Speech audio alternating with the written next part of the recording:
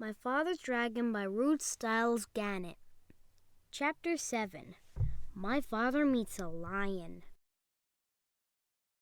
My father waved goodbye to the rhinoceros, who was much too busy to notice, got a drink farther down the brook, and waded back to the trail. He hadn't gone very far when he heard an angry animal roaring. "Dang blasted! I told you not to go blackberrying yesterday. Won't you ever learn? What will your mother say?" My father crept along and peered into a small clearing just ahead. A lion was prancing about, clawing at his mane, which was all snarled and full of blackberry twigs. The more he clawed, the worse it became, and the madder he grew, and the more he yelled at himself, because it was himself he was yelling at all the time.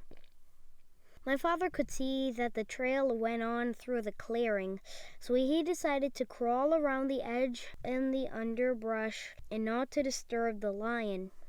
He crawled and crawled, and the yelling grew louder and louder. He was just about to reach the trail. At the other side, the yelling suddenly stopped. My father looked around and saw the lion glaring at him. The lion charged and skidded to a stop a few inches away. "Who are you?" the lion yelled at my father. "My name is Elmer Elevator." "Where do you think you're going?" "I'm going home," said my father. "That's what you think," said the lion. "Ordinarily, I'd save you for afternoon tea, but I happen to be upset enough and hungry enough to eat you right now." And he picked up my father by his front paws to feel how fat he was. My father said, "Oh, please, lion, before you eat me, tell me why you are so particularly upset today." "It's my mane," said the lion, as he was figuring how many bites a little boy would make. "You see what a dreadful mess it is, and I don't seem to be able to do anything about it. My mother's coming over on the dragon this afternoon, and if she sees me this way, I'm afraid she'll stop my allowance. She can't stand messy manes, but I'm going to eat you now, so it won't make any difference to you."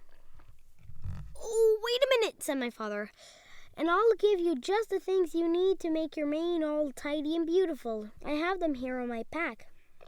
"You do?" said the lion. "Well, give them to me, and perhaps I'll save you for afternoon tea after all." And he put my father down on the ground. My father opened the pack and took out the comb and the brush and the 7 hair ribbons of different colors. "Look," he said, "I'll show you what to do on your forelock where you can watch me. First, you brush a while, then you comb, then you brush again until all the twigs and snarls are gone. Then you divide it up in 3 and braid it like this and tie a ribbon around the end."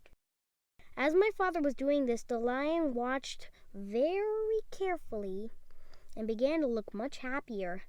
When my father tied the ribbon, he was all smiles. "Oh, that's wonderful, really wonderful," said the lion. "Let me have a comb and brush and see if I can do it."